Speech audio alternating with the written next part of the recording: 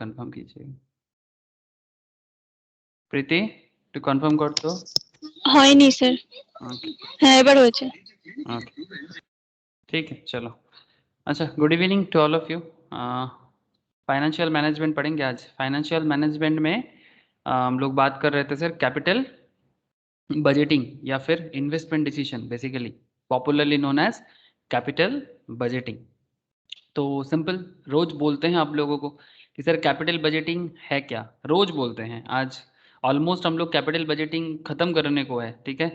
I think आज हो जाएगा, अगर आज नहीं होगा तो फिर कल श्योर शॉर्ट कैपिटल बजटिंग का each and every type of discussion मैं कर चुका, बस क्वेश्चन प्रैक्टिस बाकी रहेगा, ठीक है। क्वेश्चन हम लोग किए हैं बट और भी कुछ क्वेश्चंस मैं आप लोगों को प्रैक्टिस के लिए जरूर दूंगा। अच्छा कॉन्सेप्ट है सर, ये जो कैपिटल बजटिंग है इसका मतलब क्या है? इसका मतलब ये है कि बिजनेस को क्या करना है, बिजनेस को मार्केट में, बिजनेस में पैसा लगाना है। बिजनेस को और क्या करना होता है, बिजनेस को मार्केट में पैसा लगाना होता है। ये सर नो ज्योति, आप एक बिजनेसमैन हो, बताओ, बिजनेस वुमेन, बोलो सर। हाँ हाँ ज्योति, सर। बिजनेस को मार्केट में पैसा लगाना होता है। तो बेसिकली उसको क्या बोलते हैं, जो पैसा लगाना होता है, it's layman type of language, but अगर हम इसको थोड़ा सा कॉर्पोरेट वे में बताओ तो इसको ऐसे बोलेंगे ना कि इन्वेस्टमेंट करना पड़ता है, corporate language, okay, investment, okay. तो या फिर और भी अच्छे लैंग्वेज में बोल सकते हैं डिप्लॉयमेंट ऑफ फंड्स, ओके।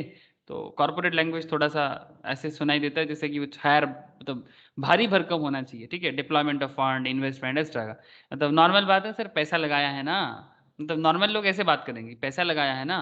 तो सिंपल बात है कि पैसा जो लगाए हैं उसको मार्केट से क्या करना है सर, रिटर्न कमाना है। जो मैंने लगाया उससे मुझे रिटर्न कमाना है।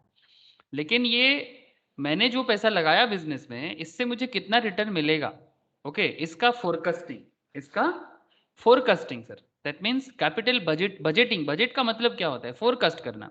जैसे आप लोग जानते हो गवर्नमेंट ऑफ इंडिया बजट बनाते हैं हर साल, जानते हो ना सर, हर फरवरी में बजट आता है, हम लोग क्लास भी करते हैं बजट का स्पेशल। बोलो ना सर, जो लोग फरवरी के टाइम पे थे, बजट का क्लास किया था आप लोगों ने, यस सर। है ना सर। इसका मतलब क्या है कि गवर्नमेंट भी बजट बनाता है ताकि देश को चला सके, तो कंपनी भी बजट बनाता है ताकि वो अपना बिजनेस को सामने देख पाए। तो एक फोरकास्टिंग कॉन्सेप्ट है कि भाई इस प्रोजेक्ट में पैसा लगाना है, तो पैसा अगर लगा देंगे, मतलब ऐसे करके सोचते हैं फोरकास्टिंग, जैसे मानो कि ये दूरबीन है, बायनाकुलर है, ओके, दूर से देखता है, अच्छा मैंने इतना लगाया, 500 लाख मैंने इन्वेस्ट किया, दैट इज 5 करोड़, रिटर्न कितना मिलेगा। तो एक फोरकास्टिंग सिस्टम, ठीक है, कि कितना पैसा लगा देंगे और कितना पैसा मेरे को रिटर्न में आ जाएगा, तो प्रोजेक्ट का वैल्यूएशन कितना होगा, ठीक है। तो these are the basic pattern. तो उसमें तो हम लोग already NP, net present value, internal rate of return, average rate of return, pay back period, बहुत सारा टेक्निक भी सीखे कि किस, मतलब जो various ways of various technique है जिसके थ्रू से हम लोग कैपिटल बजटिंग को कैलकुलेशन भी करना सीखे हैं। सबसे बेस्ट क्या माना गया, सबसे बेस्ट एनपीवी है, ठीक है, सबसे best is NPV, net present value, सबसे पॉपुलर है, ठीक है। Profitability index another good. IRR का एक स्पेशली कॉन्सेप्ट है, आईआरआर का यूज बहुत होता है मार्केट में। किसी को भी पूछो कि भाई, तो सब रिटर्न में परसेंटेज में जवाब देता है कि मेरा तो 50% रिटर्न आ गया, मेरा तो 15% रिटर्न आ गया।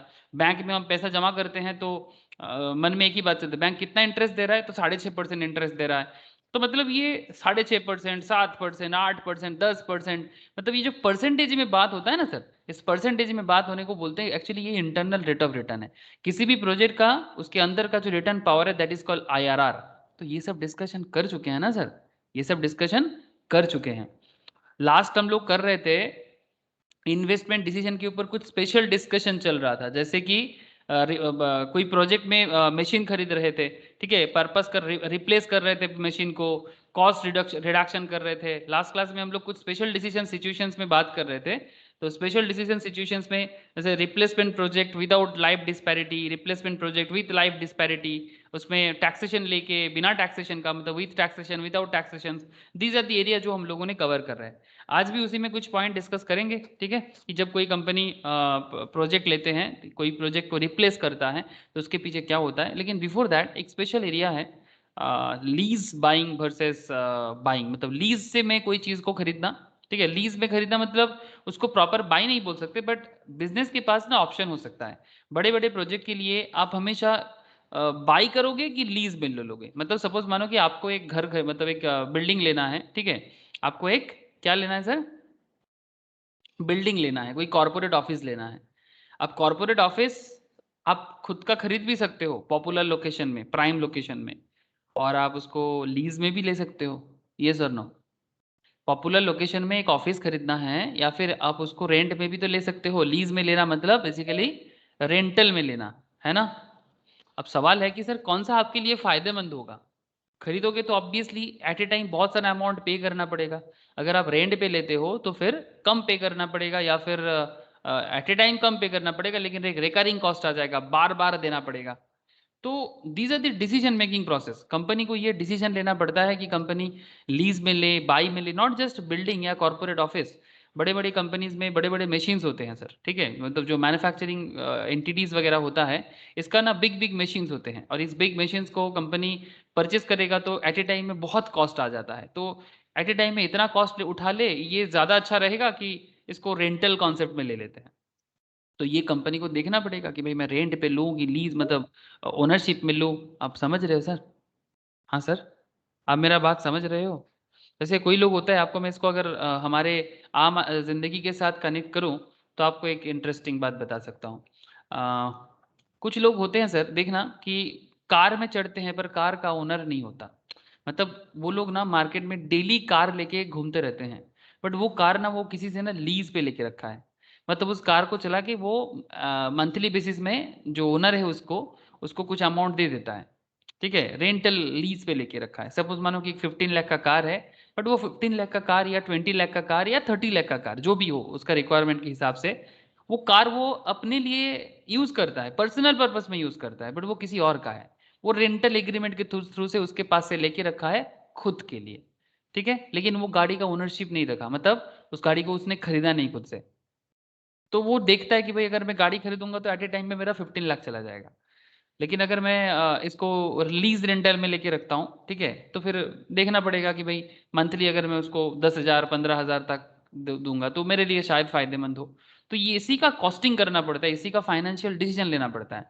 इसमें थोड़ा सा ना आपको कॉस्टिंग का भी कॉन्सेप्ट नजर आएगा, और साथ में present value calculation, this kind of concept यहाँ पर आपको नजर आएगा। तो चलिए सर, ये फाइनेंशियल बजटिंग, फाइनेंशियल मैनेजमेंट में, कैपिटल बजटिंग में हम लोग आज एक इंटरेस्टिंग टॉपिक सीखने वाले हैं।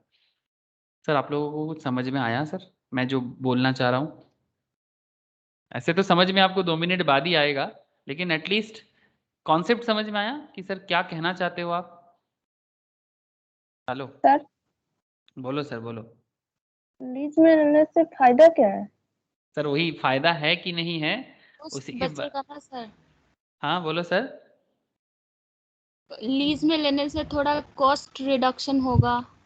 हाँ, लीज पे लेने से खुद थोड़ा कॉस्ट रिडक्शन भी हो सकता है। और क्या सबसे बड़ा प्रॉब्लम क्या है कि बिजनेस के पास हमेशा ना बड़ा अमाउंट नहीं रहता।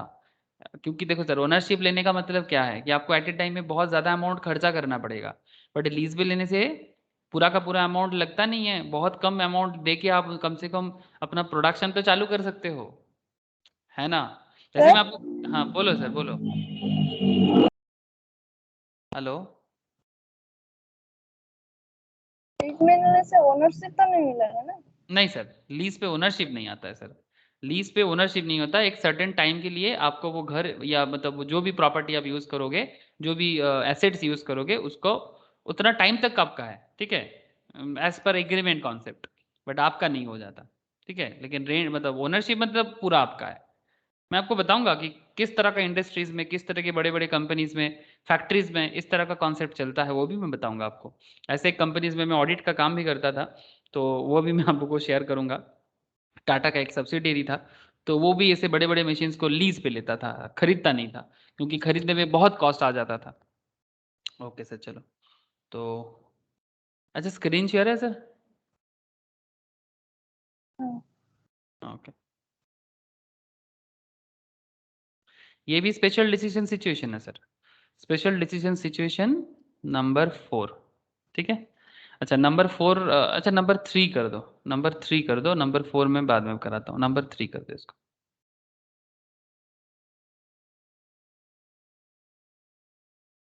ठीक है। स्पेशल डिसीजन सिचुएशन नंबर 3, ठीक है, यही अच्छा है। तो स्पेशल डिसीजन सिचुएशन नंबर 3, इसमें हम लोग क्या सीखने वाले हैं? इसमें हम लोग सीखने वाले हैं sir lease versus by, okay. इसमें हम लोग सीखने वाले हैं lease versus by. Lease versus by, ठीक है। तो ये लीज वर्सेस बाई में क्या सीखेंगे, चलो लीज का मतलब लिख लो। लीज मतलब लीज में क्या करना है, करना क्या है, cost of leasing. Cost of leasing, जब लीज लेंगे तो उसका खर्चा, और जब कोई प्रोडक्ट या कोई मशीनरी, प्रोडक्ट नहीं बोलना चाहिए, एसेट बोलना चाहिए, जब एसेट का बात है, जब बाई करेंगे तो कॉस्ट ऑफ बाइंग या कॉस्ट ऑफ बाई, ठीक है sir. Cost of lease and cost of by. चलो next, X Limited has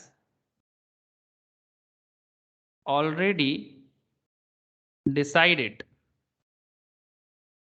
X Limited has already decided to acquire, has already decided to acquire the machine, to acquire the machine। एक machine acquire तो करना है, मतलब उसको लेना है, machine acquire तो करना है, ठीक है, अपने एक्विजिशन पे लेना है, खरीद के लेना है या लीज पे लेना है, that is the big point of the day. Okay, तो एक्स लिमिटेड ने सोचा कि उसको एक मशीन लेना है, already decided to acquire the machine. However it needs your advice. आप कौन हो सर, आप चार्टर्ड अकाउंटेंट हो, आप कॉस्ट अकाउंटेंट हो, आप कंपनी सेक्रेटरीज हो, तो आपका एडवाइस चाहिए, ठीक है। तो however it needs your advice, basically आप कौन हो, बेसिकली आप फाइनेंशियल एडवाइजर हो, ठीक है। नॉर्मली इंडिया में ये जो 3 प्रोफेशन के बारे में आपको बोला, ठीक है, इन्हीं लोगों को इंडिया में फाइनेंशियल नॉलेज होता है सर, सबसे बेहतर, सबसे बेहतर इंडिया के अंदर सबसे बेहतरीन नॉलेज फाइनेंशियल लेवल में। ऑब्वियसली चार्टर्ड एंड कॉस्ट को थोड़ा ज़्यादा होगा, सीएस का है, अगर कोई सीखना चाहता है तो बहुत बढ़िया है, अदरवाइज सीरियसली इन तीनों के पास ही सबसे बढ़िया लेवल में नॉलेज रहता है फाइनेंशियल एडवाइजरी देने का। तो X Limited has already decided to acquire the machine, however it needs your advice। अब एडवाइस में क्या दोगे advice sir, regarding, it needs your advice, अच्छा इसमें फुल स्टॉप मत लगाओ, regarding how to finance the machine, basically how to finance the machine.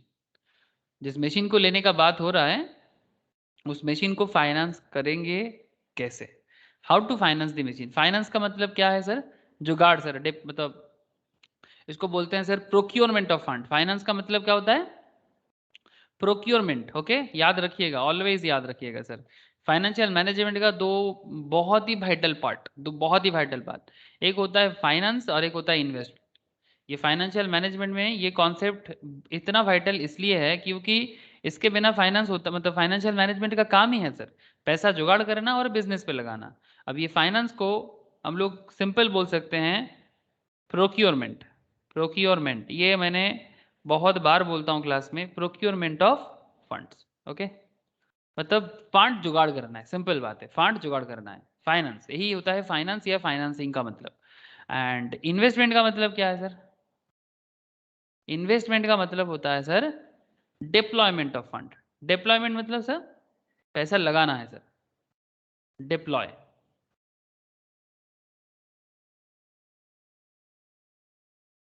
Deployment of funds, ठीक है। एक हो गया आपका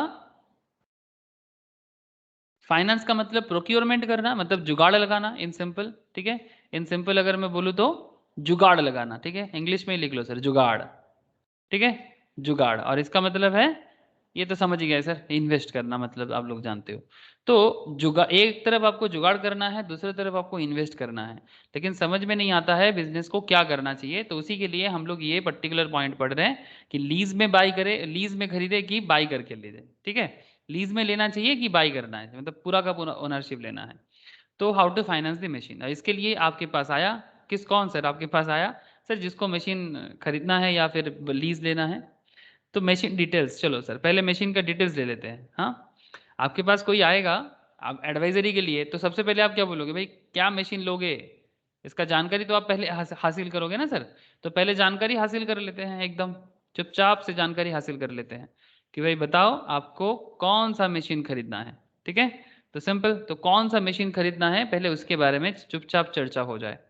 तो अभी चर्चा किस बात का, मशीन पे चर्चा, ठीक है। जैसे होता है ना सर चाय पे चर्चा, वैसा ही मशीन पे चर्चा। कॉस्ट ऑफ मशीन टुडे, आज के डेट में मशीन कितने का है सर, 60 लाख का है। कितने का, 60 लाख का, ठीक है। ठीक है सर, चलेगा ना, 60 लाख का मशीन चलेगा कि नहीं चलेगा। बोले सर आपका मशीन है, आप 60 लाख में खरीदो, 60 करोड़ में खरीदो, हमें क्या। हाँ sir, useful life, useful life कितना दिन का है सर, 3 साल का, 3 इयर्स का लाइफ है इसका। 60 लाख का दाम है, 3 साल का लाइफ है। सैल्वेज, सैल्वेज मतलब सर, सैल्वेज इक्वल्स टू क्या होता है सर, सैल्वेज का मतलब scrap value. Scrap value sir, मतलब जब खत्म हो जाएगा लाइफ तो कुछ तो वैल्यू में बेच पाओगे ना सर, उसको सैल्वेज बोलते हैं, सैल्वेज या स्क्रैप। 15 लाख, ठीक है, 15 lakh eight the end of 3 year, eight the end of 3 year.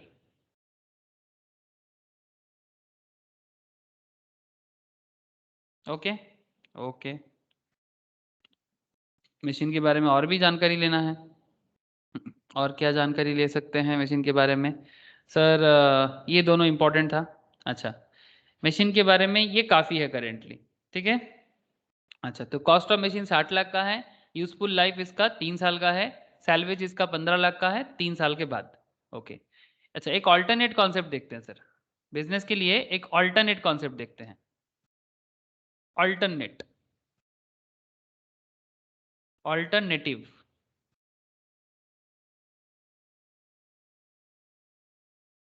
Alternative one, ठीक है।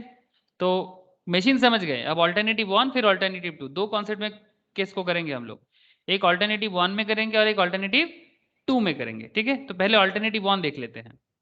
ऑल्टरनेटिव वन क्या होगा, चलो पहले लिख लेते हैं। ऑल्टरनेटिव वन आपको बता रहा है sir,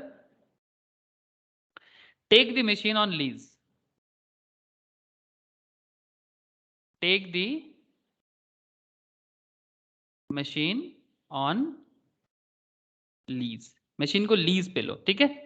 take the machine on lease, that is rental agreement. Lease का मतलब क्या है, रेंटल एग्रीमेंट, ठीक है।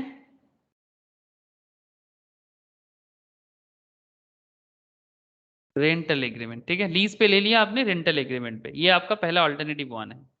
अब इसी में थोड़ा बात आगे बढ़ेगा, इसी पॉइंट में बात थोड़ा आगे बढ़ेगा, ठीक है। मैं एक काम करता हूँ, यहीं पर करवाता हूँ, ठीक है, यहाँ पर काफ़ी जगह है, 100% करके देखते हैं कि कहाँ से शुरू किया जा सकता है। अच्छा, मशीन डिटेल्स में एक कहाँ, यहीं पर हो जाएगा। एक काम करता हूँ, मैं यहाँ पर एरो दे के ऊपर चलता हूँ, ठीक है। ओके, अच्छा नेक्स्ट, नेक्स्ट बुलेट दे के कीजिए।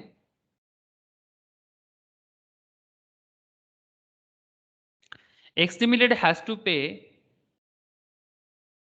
X Limited has to pay, X Limited has to pay lease rental of 30 lakhs.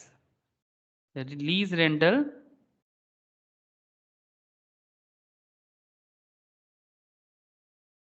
of 30 lakhs. Okay, 30 lakh करके देगा at the end of each year.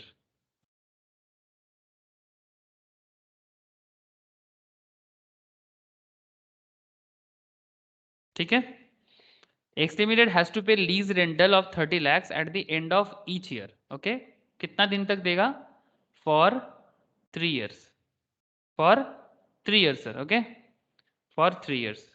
Okay, और क्या बोला सर, ये एक हो गया, ऑल्टरनेट वन हो गया, ठीक है। अब इसी में ऑल्टरनेट टू करना है। अब ऐसा ही सेम टू सेम कॉन्सेप्ट में हमें ऑल्टरनेट टू भी ड्रॉ कर लेना चाहिए। अच्छा,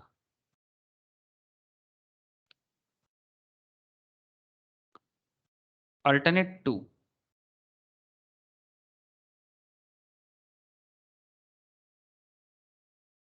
ऑल्टरनेटिव टू, ये ऑल्टरनेटिव टू क्या बताता है sir, take a loan, take a loan and buy. Take a loan and buy the machine. Take a loan and buy the machine.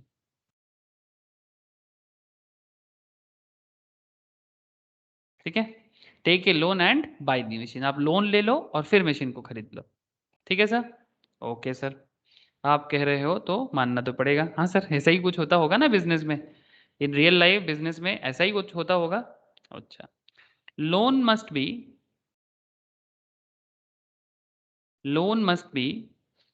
Sorry, loan must be नहीं, loan amount, sorry, loan amount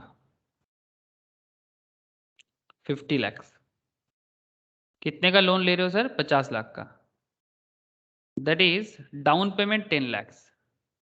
loan amount 10 lakh का है, down payment इसमें loan में एक down payment देना पड़ेगा। Down payment is 10 lakh, 10 lakh आपको down payment वो पहले ही देना पड़ता है ना सर, वो अमाउंट है। लोन पे लोगे बट डाउन पेमेंट पहले 10 लाख दो, फिर बाद में बाकी अमाउंट देना। नेक्स्ट, इंटरेस्ट भी तो देना पड़ेगा सर लोन का। हाँ सर, हाँ sir. Interest rate at the rate of 15% है। ठीक है, इंटरेस्ट रेट 15% है। आप समझ गए ना सर, 50 लाख का लोन है पर 10 लाख का डाउन पेमेंट है। इसका मतलब 10 लाख अपने घर से आप 10 लाख दे रहे हो अपने से, और बाकी अमाउंट आप क्या कर रहे हो सर? लोन ले रहे हो। ठीक है, तो कैश 10 लाख आपने पहले ही दे दिया, उतना आपके पास था, मान लिया जा रहा है। इंटरेस्ट रेट 15% है। Principal amount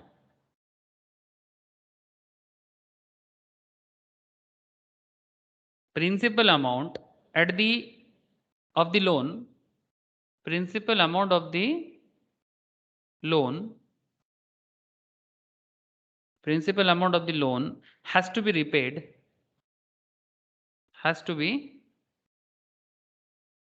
repaid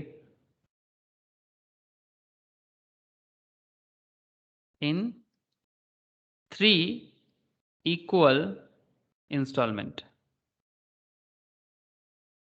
3 equal installment। ठीक है, 3 equal installment।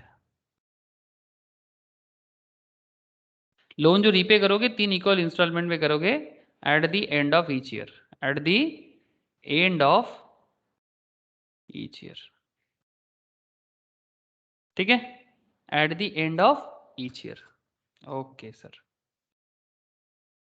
बोलो सर, यहां तक क्लियर है? यहां तक क्लियर है? अल्टरनेट 1 एंड अल्टरनेट 2 दोनों समझ में आ रहा है ना सर?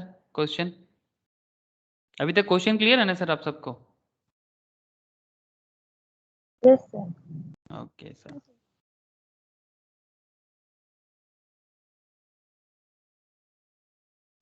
कुछ इंफॉर्मेशंस अदर इंफॉर्मेशंस के नाम पे भी लिख के रखो। अदर इन्फो, ठीक है, IN मैं शॉर्ट में लिखा, आप पूरा लिख सकते हो। अच्छा, मैं भी पूरा ही लिख दे रहा हूँ।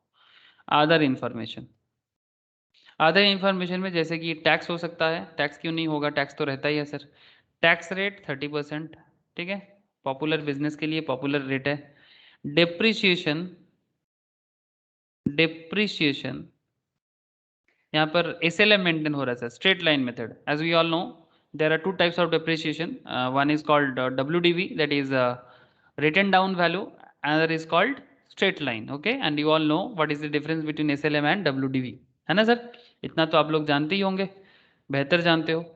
Cost of capital, cost of capital मतलब कैपिटल का एक खर्चा होता है ना सर, इसको हम लोग क्या बोलते हैं प्यार से? कॉस्ट ऑफ कैपिटल को प्यार से क्या बोलते हैं सर? बोलो ना। केसी, थैंक यू सर, प्यार से बोलते हैं केसी। वेरी गुड सर, प्यार से बोलते हैं केसी। ये बोल के रखा आपको 10% सर। कितना? 10%। बस ये सब डेटा आपके पास अवेलेबल हो गया। आप सिंपल आपको बोल रहे हैं भाई financial adviser advise the firm, advise the business, advise कर दो बिजनेस को कि उसको क्या करना चाहिए। मैं पूरा क्वेश्चन आपको फिर से दोहरा रहा हूँ sir, I will repeat the question again understanding के लिए, तो आप प्लीज थोड़ा सा ध्यान से सुनो। थोड़ा बड़ा करिए या फिर दिखाई दे रहा है? बोर्ड दिखाई, बोर्ड में सब समझ आ रहा है कि थोड़ा मुझे स्क्रीन बड़ा करना पड़ेगा? नहीं सर, ठीक है। ठीक है, ओके। तो स्पेशल डिसीजन सिचुएशन में हम लोग क्या पढ़ रहे हैं sir? Lease versus by. Okay, हम लोग पढ़ाई कर रहे हैं लीज वर्सेस बाई। आज मौसमी का बहुत प्रॉब्लम दिख रहा है। लीज वर्सेस बाई, तो लीज में हमें क्या देखना मिल सकता है सर? कॉस्ट ऑफ लीजिंग हो जाएगा, और बाई करेंगे तो कॉस्ट ऑफ बाई हो जाएगा। तो X limited has already decided to acquire the machine, okay, however it needs your advice regarding how to finance the machine। X limited को machine तो खरीदना है। ऋषभ, ऋषभ तू थोड़ा लेट किया, कोई बात नहीं, तेरा कॉलेज था मोस्ट प्रोबेबली, आई नो। तो अभी सुन ले क्वेश्चन, तो मैं अभी करा रहा हूँ। तो X limited has already, okay, X limited has already decided to acquire the machine, however it needs your advice regarding how to finance the machine. किस तरह से आप अपने मशीन को फाइनेंस करोगे? कौन आपके लिए, कौन सा कॉन्सेप्ट आपके लिए बेहतर होगा? मशीन का डिटेल्स आपको देके रखा सर, 60 लाख का मशीन है। यूजफुल लाइफ कितना है सर? 3 साल का है। सैलवेज भी बोल के रखा 15 लाख का है eight the end of 3 years. 3 साल बाद मशीन कितना है सर? 15 लाख का मशीन है, मतलब 3 साल बाद उसका स्क्रैप वैल्यू हो जाएगा। ऑल्टरनेटिव 1 में आपको बोलते हैं sir take the machine on lease, आप मशीन को लीज में लो, दैट इज रेंटल एग्रीमेंट। ठीक है, लीज का मतलब होता है रेंटल एग्रीमेंट। जब आप रेंटल एग्रीमेंट ले रहे हो तो आपको क्या बता रहा है सर? रेंटल एग्रीमेंट में एक्स लिमिटेड हैज टू पे लीज रेंटल ऑफ 30 लाख। आपको एनुअल 30 लाख करके रेंट देना पड़ेगा। ओके, 30 लाख का एनुअल रेंट आपको देना पड़ेगा लीज रेंटल पे। I hope you understand. At the end of each year for 3 years, हर साल के एंड पे 3 साल तक देना पड़ेगा। ओके, ये लीज रेंटल का शर्त है, कंडीशन है। अल्टरनेट 2, टेक ए लोन, आप लोन ले लो, ठीक है, and by the machine. Loan amount है 50 लाख का, और बाकी 10 लाख अपने घर से कैश दे दो सर। बिजनेस का जो पुराना रिजर्व एंड सरप्लसेस है वहां से आप 10 लाख का पेमेंट कर दो, ठीक है, क्योंकि आपको लेना है तो 10 लाख का वहां से आपको डाउन पेमेंट करना पड़ेगा, तभी आपको लोन मिलेगा। 60 लाख का लोन नहीं मिलेगा। इंटरेस्ट रेट 15% का है। इंटरेस्ट रेट कितने का है? 15% का।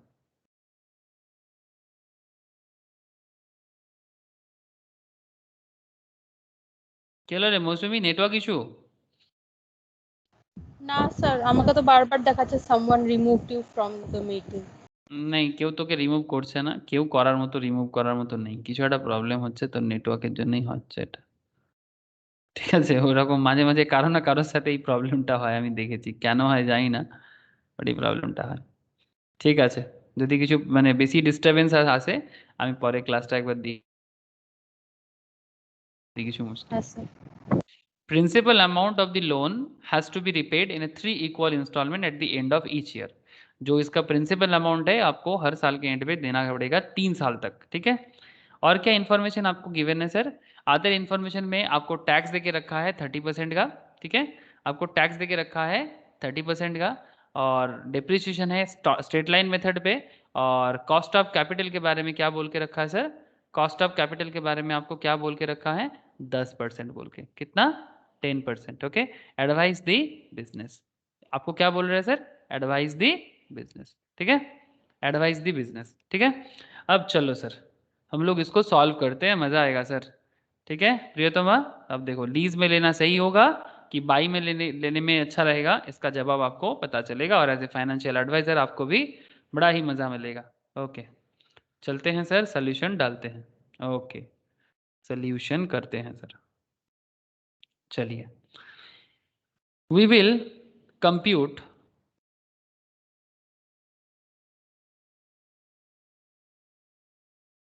the cost of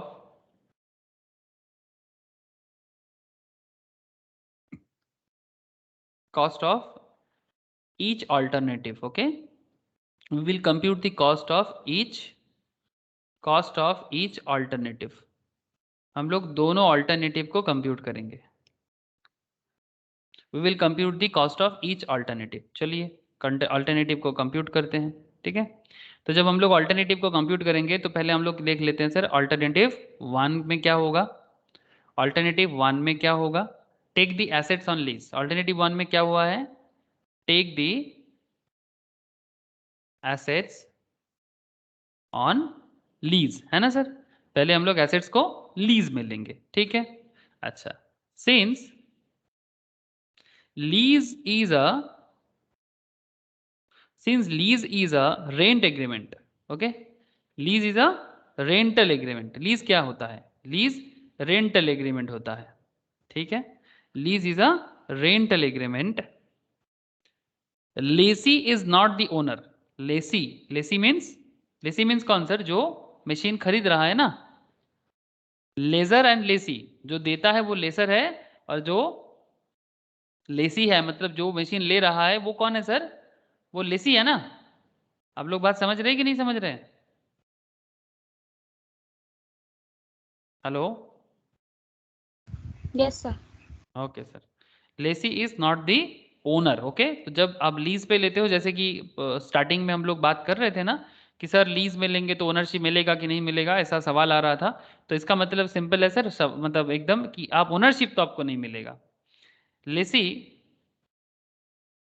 लेसी जो है sir, lessee pays L R. Lessee क्या पे करेगा? एल आर पे करेगा। एल आर मतलब sir lease rental, okay. Lease rental pay करेगा। लेसी क्या पे करेगा? लीज रेंटल पे करेगा। Therefore cost of lease COL equals to present value of post tax LR। Tax देने के बाद का लीज रेंटल कितना होगा ये बताइए। टैक्स देने के बाद का पोस्ट टैक्स LR कितना होगा? कैसे कैलकुलेट करोगे sir post tax LR? Sir tax कितने का है? अच्छा, आप लीज कितने का दे रहे हो? लीज कितना करके दे रहे हो? हर साल एवरी ईयर कितना करके लीज है sir? 30 lakh. 30 lakh. Exactly sir 30 lakh. और आपका टैक्स कितना परसेंटेज का है? 30%. 30%। तो टैक्स देने के बाद का वैल्यू कितना हो जाएगा? 30 लाख इंटू 1 माइनस टी। तो इसका मतलब 30 इंटू 1 माइनस 0.3, ओके। 21 lakh. कितना हो जाएगा? 30 इंटू 0.7, तो इक्वल्स टू 21 लाख। ये तो आप लोग जानते ही हो। ये पोस्ट टैक्स हो गया ना, मतलब हम लोगों ने वो हिसाब लगा लिया कि जब हम पेमेंट कर रहे हैं तो उसमें टैक्स अमाउंट जो है, टैक्स को छोड़ने के बाद पोस्ट टैक्स, तब लीज रेंटल का अमाउंट टैक्स के बाद ये अमाउंट आता है, ठीक है सर। टैक्स को हटा दिए। तो अब लीज रेंटल कितना है? लीज रेंटल 30, ठीक है। लीज रेंटल 30 है, ठीक है। ये 21 lakh cost of lease rental है। पोस्ट टैक्स देने के बाद का सिचुएशंस देख लिया हम लोगों ने। लीज रेंटल 30 का है, टैक्स कितने का है सर? 30% का। ये सब डेटा हम लोगों को पता है सर। और कॉस्ट ऑफ लीज कितना हुआ सर? अभी हम लोगों ने किया पोस्ट टैक्स का। पोस्ट टैक्स का मतलब टैक्स के बाद का जो हिसाब हुआ कितना हुआ? 21 lakh. 21 lakh. Very good sir, 21 lakh. तो अभी क्या करना है, कॉस्ट ऑफ लीज को हम लोग एन्युटी फैक्टर के थ्रू से देख लेते हैं, ठीक है। तो कॉस्ट ऑफ लीज कितना हो जाएगा प्रेजेंट वैल्यू के हिसाब से अगर देखेंगे तो कॉस्ट ऑफ लीज आपका हो जाएगा, आप ऐसे करो, 21 लाख आपका है, लेकिन इसको प्रेजेंट वैल्यू में कन्वर्ट कर लो सर। PVAF केसी कितना है सर हमारा? 10% कॉमा 3, ओके। मतलब 3 साल में, मतलब जो आपका 21 लाख जो दिख रहा है ना सर, तो 21 लाख का प्रेजेंट वैल्यू एन्युटी फैक्टर 10% करके 3 साल में कितना होता है बताओ। आप लोगों को समझ में आया सर? इसका एन्युटी फैक्टर कैलकुलेट करो ना, हो जाएगा। देखो तो कितना होता है।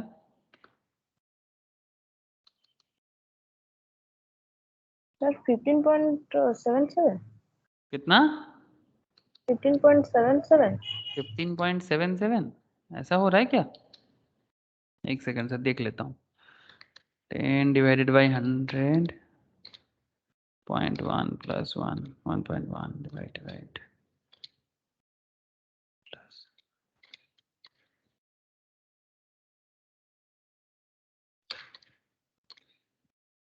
सर कुछ किसी का आया? मौसमी, ज्योति, और किसी का क्या जवाब आया सर? 52 lakh 22 80 lakh. 52.22 लाख ये आया ना sir? Very good sir. Yes, sir. हाँ 52.22 समथिंग, ठीक है। 52 पॉइंट कत एसছে कितना आया? हाँ सर यही आया कि नहीं? 52.22 नहीं आया। हाँ। देखो ना सर, मैं क्या किया, इसका प्रेजेंट वैल्यू कैलकुलेट करने के लिए आपको बोला, तो बस कैलकुलेट करो।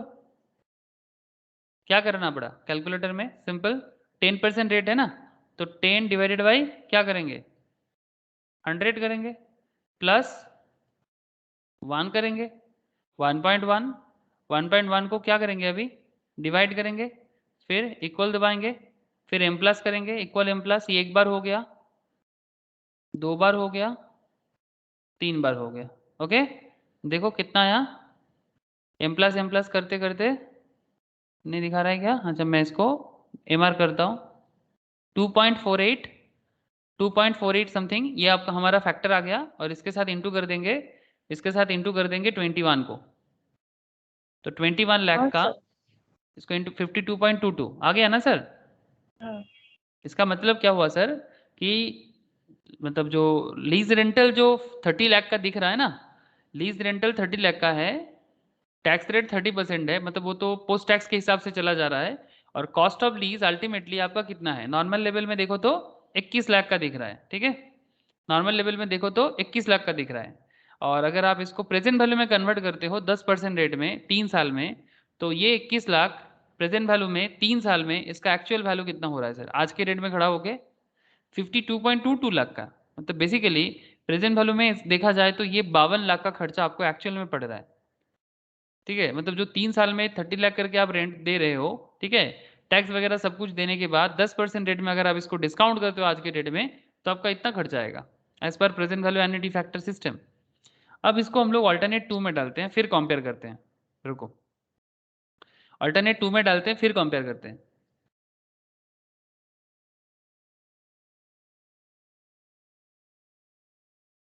अल्टरनेट 2, अब अल्टरनेट 2 में हमारे पास क्या कॉन्सेप्ट है सर, हम बोरो करेंगे, क्या करेंगे सर, बोरो करेंगे, ठीक है, हम इसको बोरो करेंगे and buy the asset, borrow and buy, मतलब लोन लेके खरीदेंगे, मतलब डायरेक्ट तो देखो 60 लाख बहुत मुश्किल हो सकता है ना किसी के लिए, तो इसलिए क्या होगा सर, लोन लेते हैं और फिर बाई करते हैं, borrow and buy the asset.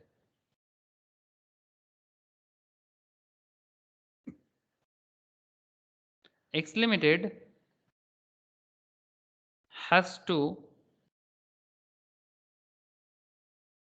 make a down payment, has to make a down payment, उसको डाउन पेमेंट तो कुछ करना पड़ेगा, तो जो डाउन पेमेंट वो करेगा ऑफ रुपीज, कितना डाउन पेमेंट करेगा सर, 10 लाख का डाउन पेमेंट 10 किया, लाख हाँ एकदम डाउन पेमेंट वही तो हुआ था हिसाब, तो 10 लाख का डाउन पेमेंट वो कर रहा है, ठीक है, और it has to annually pay, it has to annually, annual pay कितना करना पड़ेगा, 50 लाख टोटल है, और 3 साल में कितना देगा टोटल फिर हर साल का, 13 lakh 3333। ओए 50 लाख टोटल है, 3 साल में पर ईयर कितना करके होगा, सर 10 लाख जो डाउन पेमेंट है छोटा तो माइनस हो, अरे डाउन पे टोटल तो मशीन का प्राइस 60 लाख है, मशीन का 60 तो लाख का दाम है, 16.66 हाँ सही बोला, इसका बताओ ए मौसमी, 60 लाख का मशीन है, 10 लाख का डाउन पेमेंट, तो बाकी 50 लाख तो लोन ले रहे आप, आप थोड़ी ना 60 लाख का लोन ले पा रहे थे, 10 लाख का डाउन पेमेंट आप अपने पुराना रिजर्व एंड सरप्लस से यूज कर रहे हो ना, नहीं समझ आया क्या, আমি ভেবেছি মাইনাস করা না। नहीं सर माइनस नहीं होगा, माइनस क्यों करेंगे, 16 पॉइंट, इसीलिए तो आपको समझना चाहिए ना कि मशीन तो 60 लाख का है, 50 लाख का लोन में थोड़ी ना 60 लाख का मशीन खरीद सकते हो, डाउन पेमेंट 10 लाख दे रहे हो, मतलब वो अलग से दे रहे हो आप, ठीक है, उसका लोन नहीं है, वो आप डायरेक्टली दे रहे हो, तो अल्टीमेटली आपका पर इंस्टॉलमेंट में कितना देना पड़ेगा, 16.67 लैक्स करके, ठीक है, 16.67 लैक्स करके, and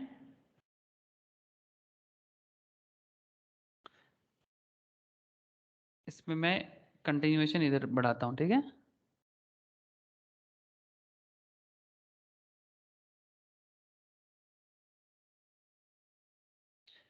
and interest on the outstanding, है ना सर, इंटरेस्ट भी तो है, interest on the outstanding portion, outstanding portion में इंटरेस्ट भी देना पड़ेगा। चलो मैं बताता हूं, एकदम अभी क्लियर हो जाएगा sir. Since x limited is the owner,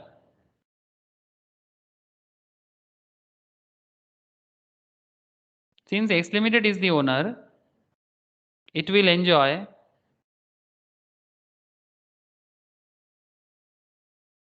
क्या मिलेगा सर इनको?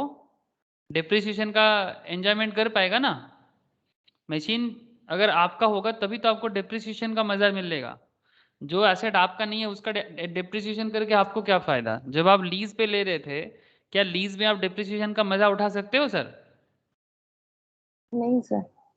समझ में आया ना सर? डिप्रिसिएशन आप कब यूज करते हो? जब मशीन आपका हो, है ना। जो आपका नहीं है उसका डिप्रिसिएशन करोगे? मतलब वैसे मानो कि ये मोबाइल मेरा है तो इसका डिप्रिसिएशन मैं जरूर अपने बिजनेस में चार्ज कर सकता हूँ अगर मैं इसको बिजनेस पर्पस में यूज करता हूँ तो। लेकिन अगर मानो कि मैं दूसरे किसी से मतलब ये रेंट पे लेके लाया मोबाइल को, और रेंट पे लाके मैं उसको रेंटल देता रहता हूँ, तो क्या इस मोबाइल का मैं क्या बोलते हैं सर, डिप्रिसिएशन एंजॉय कर पाऊंगा? मतलब डिप्रिसिएशन के लिए मेरे बिजनेस को जो एक्सपेंस के तौर पे जो मुझे बेनिफिट मिलता है नहीं सर। है ना सर? समझ में आया ना? तो डिप्रिसिएशन टैक्स शील्ड को करता है, और इंटरेस्ट लोन लेके कर रहे हो तो फिर आपको इंटरेस्ट का भी मजा मिलेगा। मतलब ये दोनों चीज आपको tax shield and interest tax shield दोनों शील्ड क्रिएट करता है। एंड सैल्वेज वैल्यू भी आप इसको बेच के बाद में क्या कर सकते हो सर? सैल्वेज वैल्यू में आप उसको बाद में बेच के उसका अमाउंट का एंजॉय कर सकते हो। ये 3 तरह का बेनिफिट आपको मिल रहा है ना सर, डिप्रिसिएशन का, इंटरेस्ट का एंड सैल्वेज का। अब किसी के मन में जरूर चल रहा होगा सर ये डिप्रिसिएशन का मतलब एडवांटेज क्या होता है? सर सिंपल बात है, देखो मैं अलग से थोड़ा सा बता रहा हूँ। आप लोग अकाउंट सभी कोई करते हो, है ना। प्रॉफिट एंड लॉस अकाउंट आप लोग बचपन से करे आ रहे हो, कंपनी अकाउंट भी करते हो, नॉर्मल अकाउंट भी करते हो, करते कि नहीं करते? बोलो ना। तो आप लोग क्या करते हैं सर, अगर बिजनेस में कोई एसेट है, से फॉर एग्जांपल एक एसेट है बिजनेस के पास 1 लाख का, और 1 लाख की मशीन पे बिजनेस का 10% का डिप्रिसिएशन है, तो क्या आप डायरेक्ट में मतलब आप क्या करते हो? सपोज आपको इधर इनकम आते हैं sir, by income. By income आपका मानो कि 10 लाख का बिजनेस में इनकम हुआ, और आपका 1 लाख का मशीन है, तो आप क्या डायरेक्टली ऐसे दिखा देते हो क्या प्रीतम? क्या डायरेक्टली टू एसेट बोल के दिखा देते हो? टू एसेट बोल के ऐसे दिखा सकते हैं क्या? हेलो, मतलब आप ऐसे नहीं। बोल सकते हैं कि एसेट परचेस किया तो आप एसेट को इधर से मतलब माइनस कर दोगे क्या एसेट का अमाउंट को? नहीं सर, ऐसा नहीं कर सकते। आप एसेट का डिप्रिसिएशन को यूज करते हो। तो इसमें 1 लाख का 10% अगर मान के चलता है कि 1 लाख का 10% देते 10,000 आपका एसेट का डिप्रिसिएशन है, तो इसको माइनस कर सकते हो। इसमें आपका क्या सुविधा है? एसेट का डिप्रिसिएशन माइनस करके आपका इनकम कम होगा, तो आपको क्या मिलेगा सर? टैक्स शील्ड होगा ना सर। मतलब आपका नेट प्रॉफिट कम होगा, तो नेट प्रॉफिट कम होगा तो आप टैक्स का बचत होगा ना आपका। हाँ सर। सिंपल है ना। हाँ सर। 10 लाख में जितना टैक्स आप देते, 10 लाख में से 10,000 चला जाएगा तो टैक्स कम दोगे।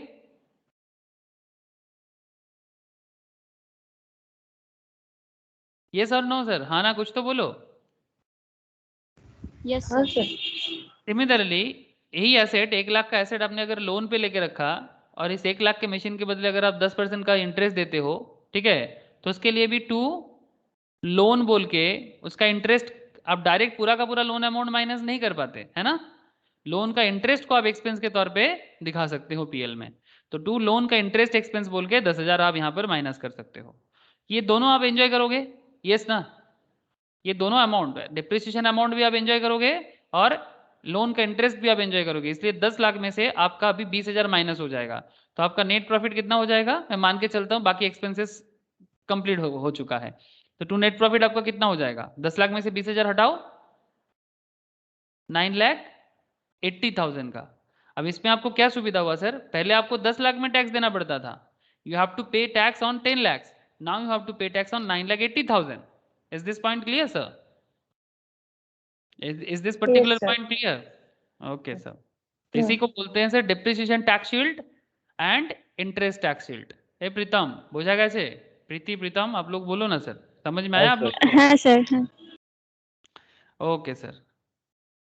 अरे कभी कभी ना हाँ ना से भी बताया करो, हाँ सर जिंदा है हम। ओके, जैसे मैं तो जिंदा रहता हूँ, आप लोग जानते हो। हाँ, चिल्ला चिल्ला के मेरा गला सर करता। हाँ बोलो सर, बोलो सर जो बोलो। लास्ट लाइन है ना, हाँ हाँ, make a down payment 10 lakh, उसके बाद एक लाइन मैंने छोड़ा है, लिखा नहीं कहाँ पर बाबू? इधर। इधर अच्छा ये वाला, इट हैज टू एनुअली पे 50 लाख बाई 3, 16.67 lakhs, ये वाला हाँ। लिखो लिखो।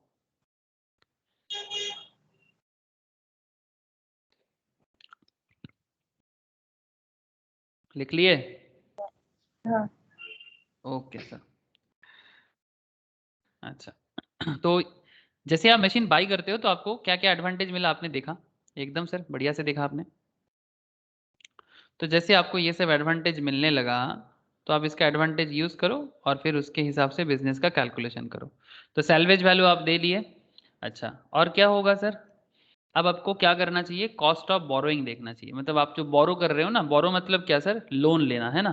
तो आप डाउन पेमेंट कितने कर रहे हो सर? आपका हिसाब कॉस्ट ऑफ बोरोइंग कैसे कैलकुलेट करते हैं? देखो, डाउन पेमेंट का खर्चा plus present value of principal repayment, मतलब जो आप रीपे कर रहे हो उसको आज के डेट में करो। ठीक है, सभी चीज आज के डेट में करो। प्रिंसिपल रीपेमेंट, और क्या करना पड़ेगा? Present value of interest payment. ठीक है, present value of interest payment मतलब जो इंटरेस्ट आप फ्यूचर में करोगे उसका आज के डेट में ट्रांसफर करो सर। और क्या करोगे सर? माइनस, ये सब प्लस होगा, down payment, principal repayment, interest repayment, ये सब प्लस हो जाएगा। और यहां से माइनस कर दो present value of DTS, depreciation tax shield, minus present value of interest tax shield, minus present value of salvage. ये सब अमाउंट आपका माइनस हो जाएगा, तो आपका बचेगा क्या? Cost of borrowing. कैलकुलेट करके बता पाओगे sir? Down payment plus present value of principal repayment plus present value of interest payment plus present value of depreciation tax shield minus, sorry ये भी माइनस है, minus present value of interest tax shield minus present value of salvage. ये हिसाब अगर आप समझ गए तो फिर आपका पूरा कैलकुलेशन निकल जाएगा। ओके सर, चलो इसको मैं सॉल्व करके ही बताता हूँ आपको। इतना चिंता किस बात का, सॉल्व करके ही देख लेते हैं ना।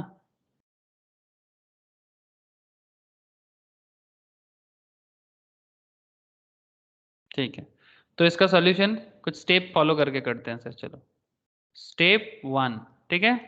स्टेप 1 में डाउन पेमेंट कितने का है सर?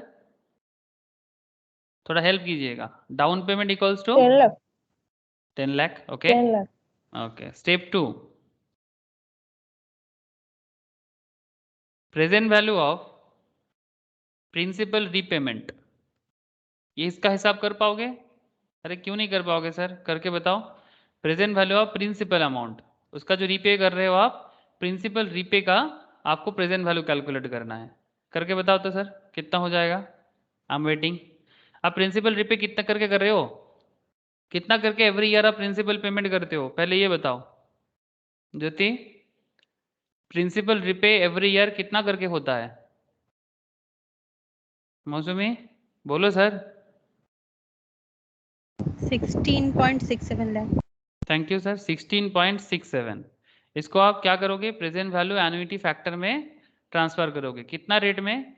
10% का रेट में 3 साल के लिए। ठीक है, 10% की रेट में 3 साल के लिए। ठीक है, बताओ तो कितना हो जाता है? मतलब 16.67 का जो आप एवरी ईयर 3 साल करके कर रहे हो उसका आज का वैल्यू चाहिए हमें, उसका आज का वैल्यू चाहिए हमें।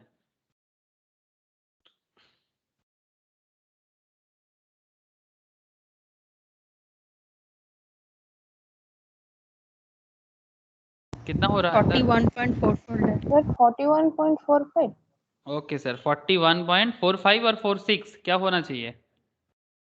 46। 46 मतलब 5 के बाद अगर थोड़ा सा ज़्यादा अमाउंट है तो 46 तक ले सकते हो। ओके, सबका आया सर? किसी का नहीं आया तो बोलो। हाँ सर। हाँ प्रीतम, ऋषभ, मौसमी, ज्योति, एवरीबॉडी आ गया सर 41.46।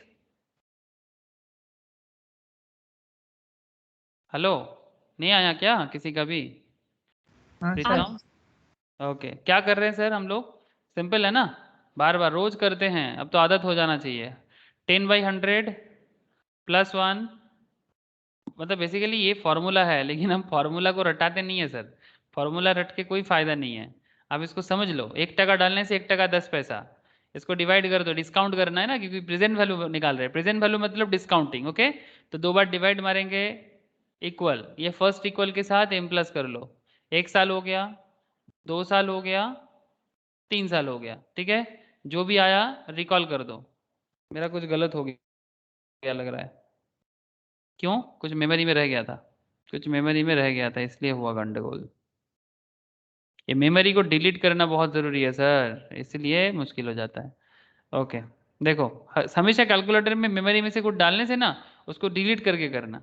तो 1.1 डिवाइड डिवाइड इक्वल एक m प्लस, 2 बार m प्लस, 3 बार m प्लस, जो भी आया रिकॉल। 2.48 समथिंग, 2.48 समथिंग आया सर। जो भी 2.48 आया, 2.48 को क्या करेंगे? 2.48 को इंटू कर देंगे, किसके साथ? किसके साथ इंटू करेंगे सर? 16.67 16.67, एकदम 41.455, 41.46 एकदम सर। देखो आ गया, जिनका नहीं हुआ कर लो। अच्छा, स्टेप 2 हो गया। चलो सर स्टेप 3 कर लेते हैं, ओके। स्टेप 3 में हम लोग क्या करेंगे sir? Present value of interest payment करेंगे। Present value of interest payment, बड़ा मजा आएगा। जो इंटरेस्ट पेमेंट हर साल हो रहा है कंपनी की तरफ से मशीन के लिए, उसका प्रेजेंट वैल्यू कर लेते हैं। तो सर कितना साल का बिजनेस है?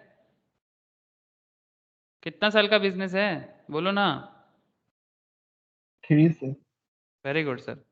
ईयर्स, अमाउंट आउटस्टैंडिंग बाकी कितना है, इंटरेस्ट कितना करके पे करते हैं सर?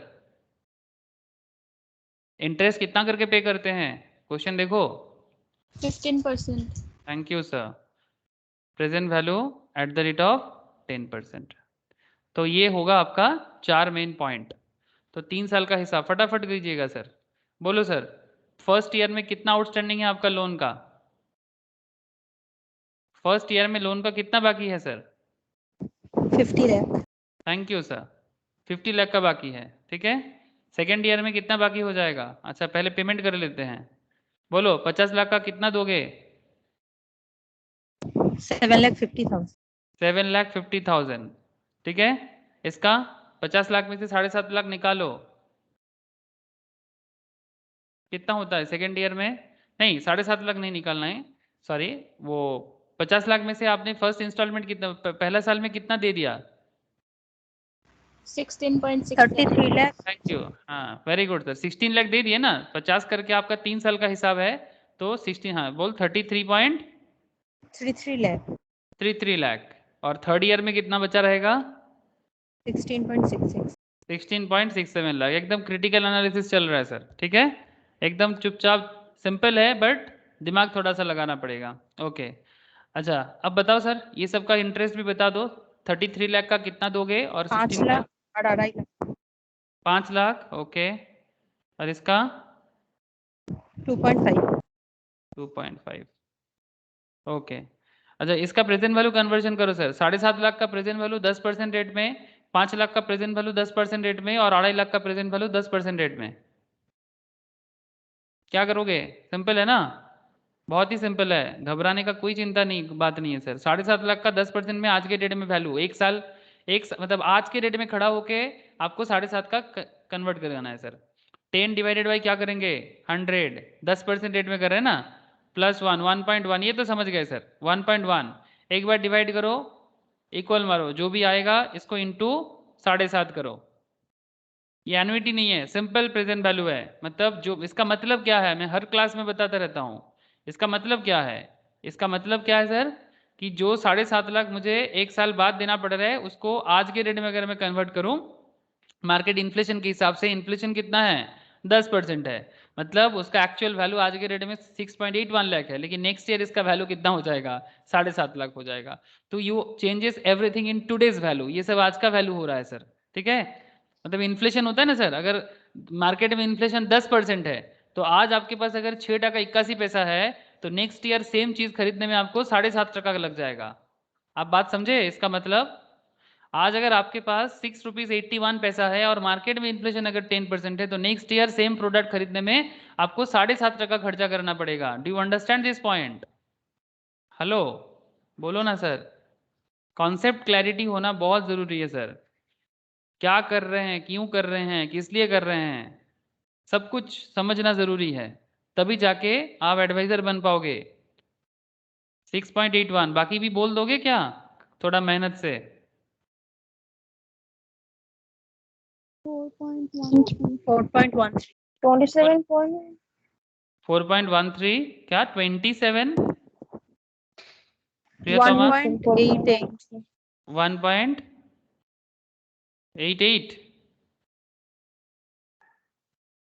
प्रियतमा क्या गड़बड़ किए थे बाबू? 0.87 हाँ बोलो। 1.87 1.87 ओके, से 87 या 88 ठीक है चलेगा। टोटल कितना हो जाएगा? 1.28 हाँ sorry 12 12.8283 12.83 lakh. Very good sir. देखो तो सर सबका मैच हुआ कि नहीं? किसी का नहीं आया तो बोलना सर। ज्योति, प्रियतमा बोलो, सबका आया 12.83 लाख? हाँ ओके सर, ठीक है। मतलब ये जो आप अलग अलग करके इंटरेस्ट दे रहे थे 7.5 लाख, 5 लाख, 2.5 लाख, ठीक है, तो उसका एक्चुअल प्रेजेंट वैल्यू निकल गया सर। ये हो गया आपका इंटरेस्ट का आज का value. Very good sir, interest का आज का वैल्यू आप निकाल लिए। स्टेप 4, स्टेप 4 कर लेते हैं सर। स्टेप 4 में प्रेजेंट वैल्यू ऑफ क्या करेंगे? प्रेजेंट वैल्यू ऑफ एक ही तो बचा है, DTS DTS. Very good sir, depreciation tax shield. Okay, तो डिप्रिसिएशन पर ईयर कितना होगा? डिप्रिसिएशन पर ईयर सर बोलो बोलो। फिर भी 13 लाख आ रहा है मेरा, कितना? ये वाला 13 लाख आ रहा है। 13 लाख? हाँ, नहीं, एग्जैक्ट 13 लाख तो होगा नहीं, एग्जैक्ट 13 लाख तो होगा नहीं। पता नहीं। देखो सर, ये 5 लाख को मैं करता हूँ, ठीक है, ठीक है। देखो पता नहीं क्यों, पता तो अभी चल जाएगा। 1.1 ठीक है, डिवाइड करते हैं एक बार इक्वल 2 बार, ठीक है। 2 साल का है ना सर, 2 साल का है तो 2 बार करेंगे इंटू 5, 4.13 सही तो बोला। और ये वाला 2.5 लाख है, 2.5 लाख को 3 साल के लिए करो, 2.5 लाख को 3 साल के लिए करो सर। 1.1 डिवाइड डिवाइड 1 2 3, ठीक है, 3 साल हो गया इंटू 2.5 1.88 आ गया। तो सर अब तीनों को ऐड करोगे तो आ जाएगा, तो 6.81 प्लस 4.13 प्लस 1.88 12.82, ठीक ही तो है सर? कुछ गड़बड़ किए होंगे सर, देखो चेक करो, आंसर सही है, चेक करना सर एक बार। अच्छा बोलो sir, depreciation per year 60 lakh का मशीन, 15 लाख का 15 lakh 15 लाख सैल्वेज वैल्यू ना, डिवाइडेड बाय 3 साल, तो डिप्रिसिएशन हर साल 15 लाख करके है ना। तो चलो इसका डिप्रिसिएशन टैक्स शील्ड भी निकाल लेते हैं। टैक्स शील्ड कितना होगा, क्योंकि 15 लाख का मेरा मशीन तो हो रहा है डिप्रिसिएशन का, बट इसमें डिप्रिसिएशन है हर साल, कितना हो जाएगा सर, टैक्स कितना हो जाएगा? 30% ना, इसके अंदर 30% का टैक्स है, 30% का टैक्स है इसके अंदर, तो 30% इंटू 15 लाख, तो इसको हटा दो तो 4.5 लाख। Very good sir. तो प्रेजेंट वैल्यू कितना हो जाएगा? प्रेजेंट वैल्यू कितना हो जाएगा? प्रेजेंट वैल्यू ऑफ डीटीएस, अब इस 4.5 लाख का करो, समझ में आ जाएगा sir. 4.5 into present value annuity factor 10% comma 3, 3 साल में 10% रेट में 4.5 लाख का क्या वैल्यू होता है? 10% रेट में, हाँ बोलो, 8. हाँ बोलो सर। 11.1 11.4 या 9? 11.19 आ रहा है। 19 को 4 नहीं बोल सकते, 19 को खूब जो 2 बोल सकते हैं, अब 19 ही रख लो। तो मैंने 4 नहीं बोला, मैंने बोला 11.19 आ रहा है। ओ अच्छा 1 बोला, सॉरी सॉरी मैं गलत सुना, सॉरी सर। ओके 11.19 आया सबका? हाँ सर। ओके तो देखो sir, present value of depreciation tax shield भी आ गया। स्टेप 5 करते हैं सर। स्टेप 5 में क्या बचा है सर? बचा क्या है? हाँ ITS, very good sir. Present value of ITS हो जाएगा। कैसे निकालो, कैसे निकाले सर? आपको क्या पता है सर? ईयर्स, इंटरेस्ट पता है आपको, आपको ITS भी पता है आपको, और आपको present value at the rate of 10% rate में पता करना है। ठीक है, ये आपका काम है। 1 2 3। इंटरेस्ट कितना दे रहे हो सर फर्स्ट ईयर में? First year 7.5 lakh. Very good sir. 7.5 के अंदर टैक्स कितना छुपा हुआ है? 30% ना? 30%। ऑब्वियसली सभी के अंदर 30% टैक्स है ना, तो 4.9 इंटू 30 और इसका 2.5 इंटू 30, सभी के अंदर टैक्स छुपा हुआ है। तो सब में से टैक्स को निकालो, कितना हो जाएगा ये अमाउंट बताना प्लीज मुझे। ITS का अमाउंट बताना। 7.5 का 30, 4.9, 2.25। 2.25।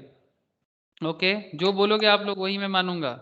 बोलो 1.47। कितना?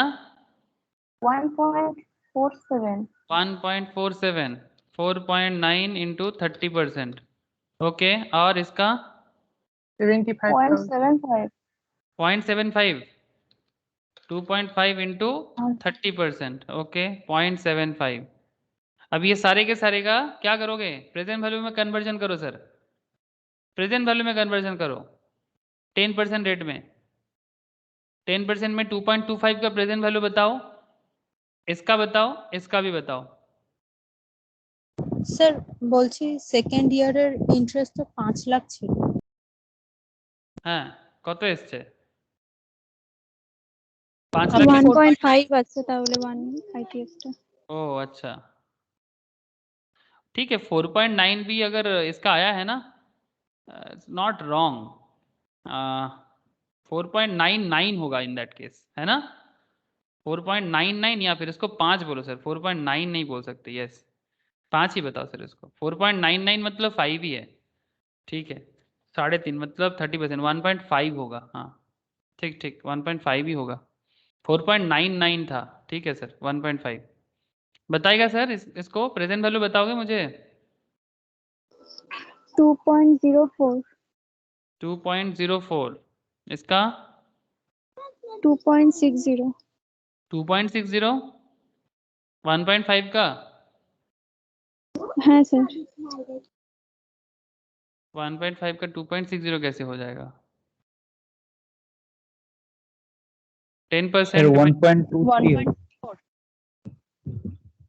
प्लस 1.1 डिवाइड 2 साल में इंटू 2.5 ना, 2.5, 2.06 मेरा भी आ गया, क्यों? तुम लोग का भी यही आया क्या? আমার তো 1.24 এলো। Sir, 1.23. वही 1.23 1.24 ही होना चाहिए, बट ওটা 1.5 হবে না ইনটু 2.5 তো নয়। 1, ओ अच्छा एक सेकेंड गलत इंटू गलत हो गया। ओहो, प्रीति और मेरा एक ही आंसर आ गया। 1.11 डिवाइडेड 1 2, इसके साथ इंटू कितना होगा? 1.5 ना, हाँ सर 1.5 1.24 हाँ 23 के बाद 9 है ना 5 से 3 के बाद अगर 5 से ज़्यादा हो 5 या 5 से ज़्यादा तो उसको 24 कर देना चाहिए 1.2 24 ओके इसका कितना बोले थे सर आप लोग ओ सॉरी सॉरी सॉरी सॉरी 1.24 प्रीति चेंज कर गलत किया 1. हाँ कोई नहीं। हाँ इसका नेक्स्ट 0.56 0.56 हाँ। आई डोंट नो सर देखना पड़ेगा तो 0.56 0.56 ठीक है सर आप लोगों ने बोला तो मैं लिख दिया ठीक है टोटल करो सर 3.84 3.84 लाख ओके अब इस 3.84 को अब एक चीज आप लोग कर सकते थे जानते हो ये सारे के सारे को प्रेजेंट वैल्यू में कन्वर्ट करके डायरेक्ट भी कर सकते थे ठीक है कोई बात नहीं मतलब डायरेक्ट आपका ये आ जाता 3.84 आ जाता ठीक है अच्छा ठीक है कोई बात नहीं छोड़ो 12.8075 ठीक ठीक अच्छा 3.84 लाख ठीक है हो गया अच्छा ये हो गया हमारा और क्या है सर कुछ बाकी है क्या सैलवेज चलो सर सैल्वेज भी कर लो present value of salvage PV of salvage सबको आप आज के डेट में कन्वर्ट कर रहे हो बेसिकली यही आपका काम है तो टोटल सैल्वेज कितना है 15 लाख 15 लाख ओके तो 15 लाख को 1.1 मतलब whole to the power cube कर दो देखो कितना आता है सिंपल वही जो कर रहे हैं कैलकुलेटर में वही कर दिए 15 लाख आपका सैलवेज है ना तो क्या कर दिए 1.1 डिवाइड डिवाइड एक बार ना सॉरी 3 बार एक बार 2 बार 3 बार जो आएगा इनटू क्या करेंगे 15 11.27 आया ना सर हाँ हाँ सर जी हाँ इसीलिए ऐसा लिख दिया सर 11.27 15 लाख को डिस्काउंट कर दिया आज के रेट में मतलब जो 15 लाख मुझे 3 साल बाद मिलेगा उसको मैं 10% रेट में अगर उसका इन्फ्लेशन कॉन्सेप्ट समझूं ठीक है as per cost of capital के कॉन्सेप्ट से तो उसको आज के रेट में अगर मैं वैल्यू करूं तो क्या वैल्यू आ रहा है सर 11.27 लाख तो आपको हर चीज का प्रेजेंट वैल्यू मिल गया ठीक है तो कॉस्ट ऑफ बोरोइंग क्या हो जाएगा आपका step 1 plus step 2 plus step 3 minus step 4 minus step 5 और माइनस स्टेप 6 तो फिर स्टेप 1 कितना था सर 10 10 ना लाख स्टेप 2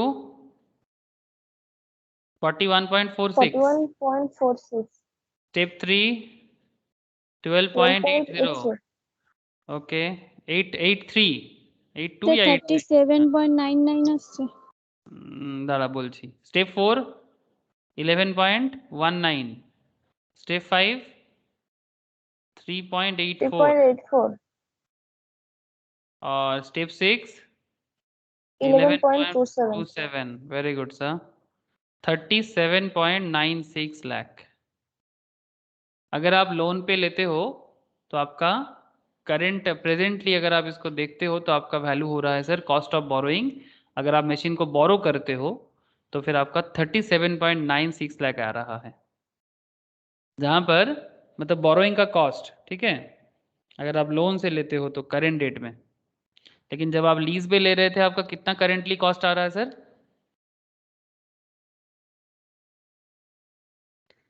52.2 52.2 है ना तो कौन सा क्या करना चाहिए बिजनेस को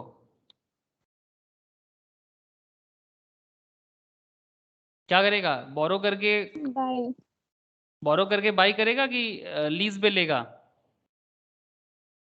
बाय बाई करेगा sir COB cost of borrowing since cost of borrowing less than cost of leasing okay firm should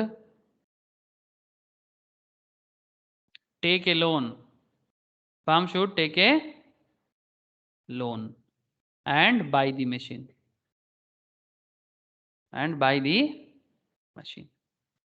loan लो और मशीन खरीदो चुपचाप, बहुत ज़्यादा सस्ता पड़ेगा। लेकिन एक प्रॉब्लम है सर, अगर by chance bank loan decline कर देगा तो कर सकता है ना स्टार्टिंग में, तब बिजनेस के पास उपाय नहीं होता, रेंट पे ही लेना पड़ेगा।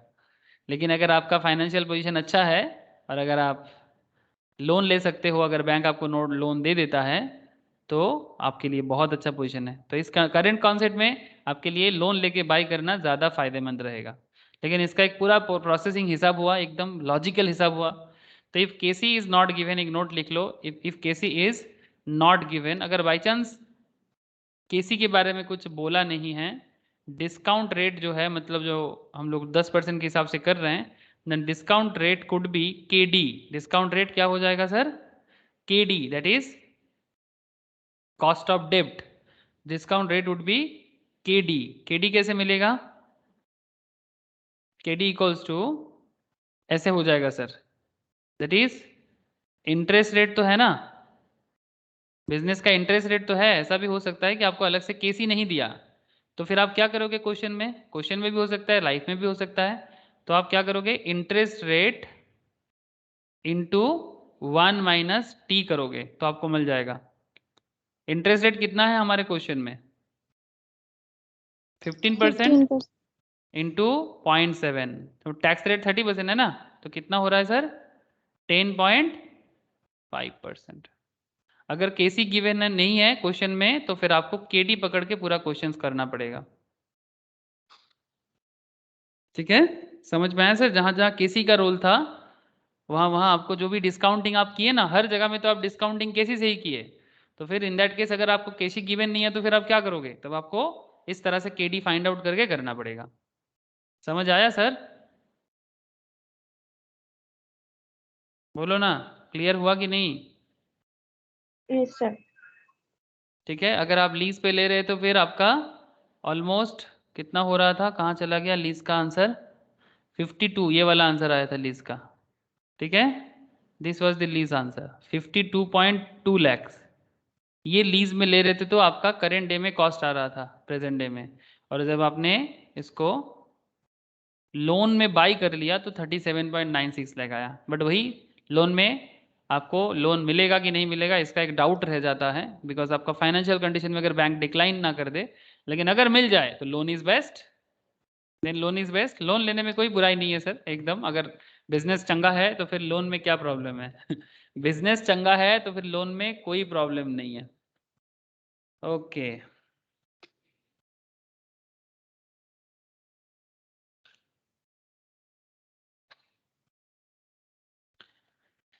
एक क्वेश्चन लिखाते हैं सर, घर पे ट्राई कीजिएगा। ठीक है, मैं अभी लिखा देता हूँ, आप लोग घर में थोड़ा इसका कैलकुलेशन को ट्राई कीजिएगा। ओके, समझ में आया सर मैं क्या बोला? क्वेश्चन में दे रहा हूँ आप लोगों को, लिखिए note 4 case 3, lease versus by हो गया सर। एक अलग क्वेश्चन दे रहा हूँ, ठीक है? वो जो पुराना केसेस चल रहा था ना हम लोगों का, पर्पस ऑफ रिप्लेसमेंट का, उसी का ही एक केस है। ठीक है, समझ में आया सर मैं क्या बोला?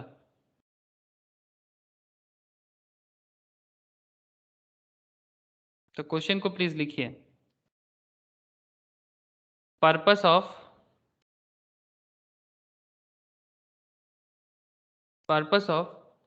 Replacement, purpose of replacement is expansion. Purpose of replacement क्या है?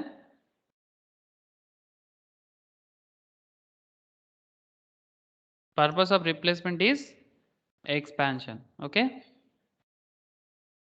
ये है मेन कहानी कि रिप्लेसमेंट क्यों किया जा रहा है? एक्सपेंशन करने के लिए। बिजनेस में एक्सपेंशन होगा इसलिए रिप्लेसमेंट किया जा रहा है।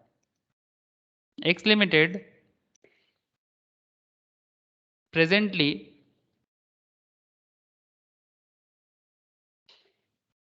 uses a machine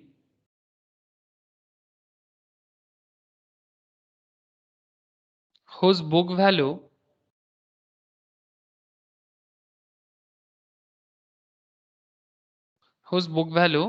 is 100 lakh.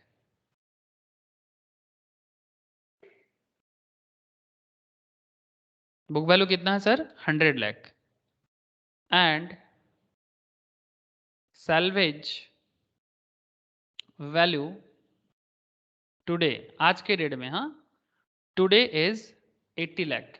मतलब लाइफ के हिसाब से नहीं बोला जा रहा है, मतलब कितना दिन बाद लाइफ खत्म होगा उसके हिसाब से नहीं, आज के डेट में।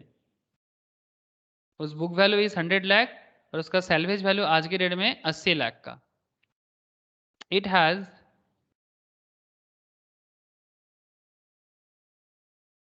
remaining life of 5 years. It has remaining life of 5 years. Okay. It has a capacity. It has a capacity of 30,000 units. इस मशीन का 30,000 का कैपेसिटी है, ठीक है, per annum. And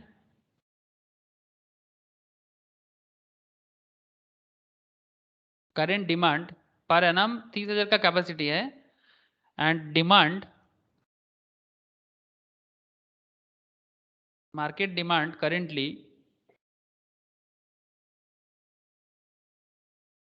demand currently 25,000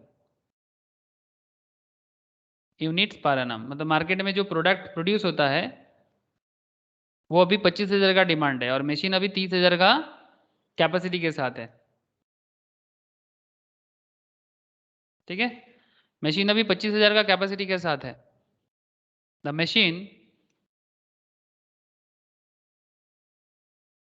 machine is subject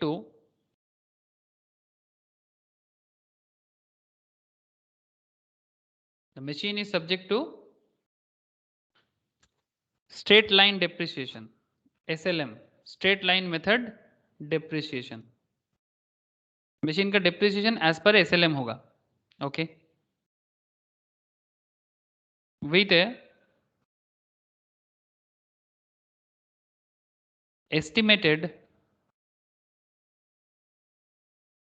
life of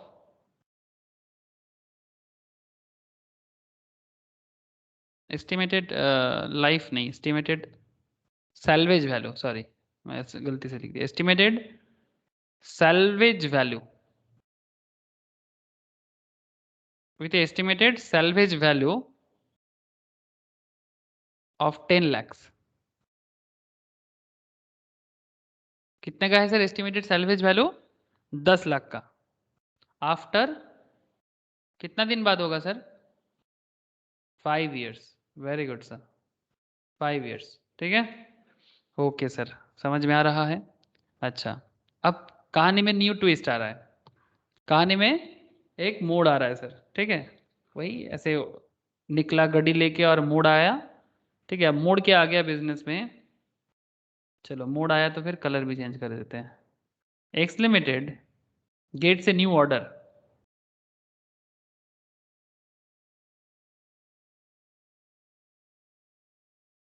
for the supply of 20,000 units. जो new order इनको मिला उस ऑर्डर का अमाउंट है सर 20,000 का, ठीक है। For this purpose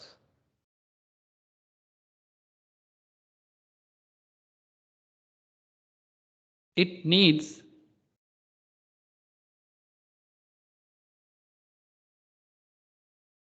to replace the old machine। पुराना मशीन को क्या करना पड़ेगा सर? रिप्लेस करना पड़ेगा with a new one, with a new one, नया वाला खरीदना होगा। The new machine cost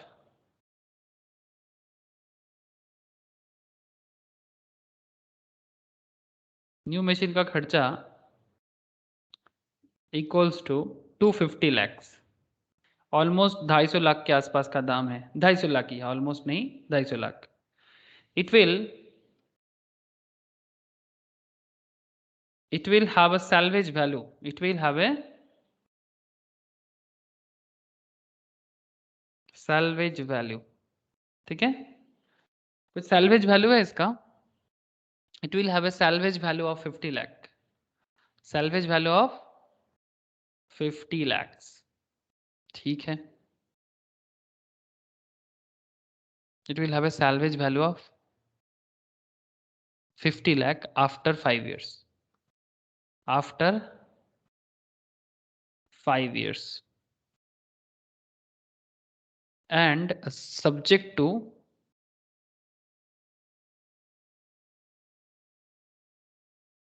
straight line method depreciation.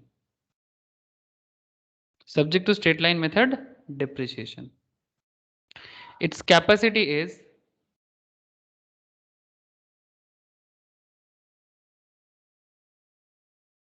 50,000 units per annum.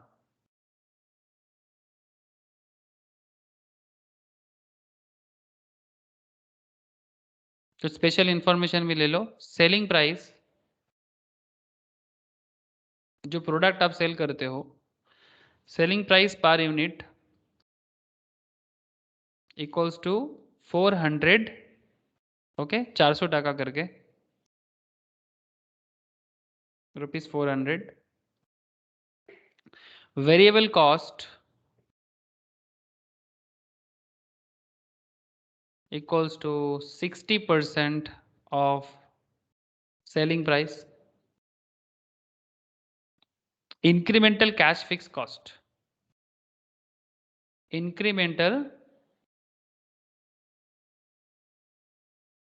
cash fixed cost. मतलब डिप्रिसिएशन के अलावा इसको बोलते हैं कैश फिक्स कॉस्ट, ओके, जिसमें डिप्रिसिएशन नहीं है. Incremental cash fix cost on account of replacement, on account of replacement equals to 5 lakh per year.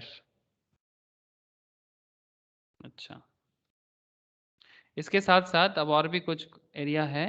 चलो मैं थोड़ा सा इधर करके लिख देता हूँ.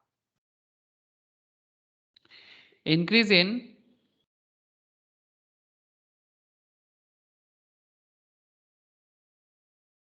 In working capital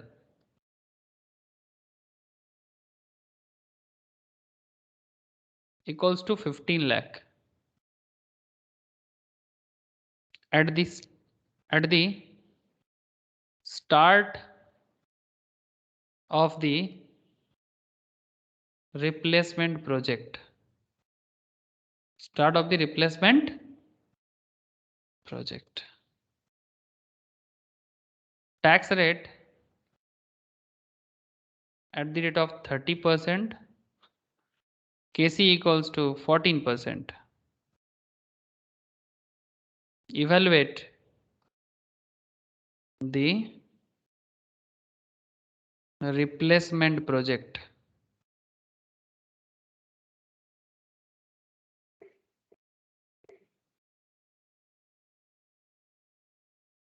as a financial advisor.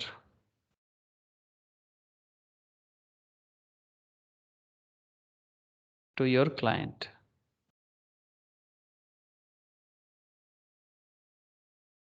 Okay, समझ में आया सर? क्वेश्चन समझ में आया?